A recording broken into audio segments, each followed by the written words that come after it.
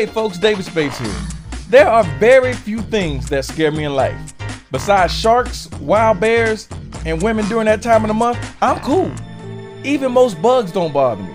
Well, most of them. It was the late 70s. I was part of this after-school program called the Boys and Girls Club.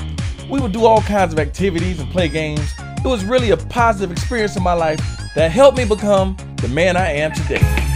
Back then, like most of the kids in my neighborhood, I had a huge afro and all the white girls used to love to touch it. At playtime, all the boys would get together and play a game called War. We would split into two different teams and basically throw things at each other. Yeah, I know, not the safest game we could have played.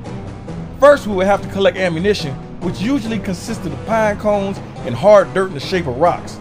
Now, the cool thing about hard dirt rocks was when they hit someone, they would explode. There was only one rule in war, and that was no hits to the head. But like all rules, every now and then it would get broken. We were in the middle of this fierce battle with heavy casualties. Now, my team kept a stash of ammunition in the top of a short cinder block wall.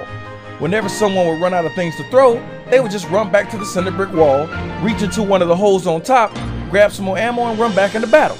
Now, I had just killed a couple of kids, so the rest of his team was out to get me. Next thing you know, I ran out of ammo and they started chasing me. I headed straight for the wall as fast as I could, reached in the hole and grabbed a handful of ammo. Now, I knew they were right behind me, so I decided to just throw everything I had in my hand at them. I pulled my arm back to throw and unleash my nuclear bomb of weapons, but I could feel something moving all over my hand. I looked back at my hand and I couldn't believe what I saw. Apparently, I put my hand in the wrong hole and pulled out a handful of nesting giant flying Florida cockroaches. Oh! I freaked out. I immediately threw them out of my hand.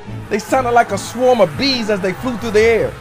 Now, the thing about flying roaches is that they don't fly very far, and these particular flying roaches were no different.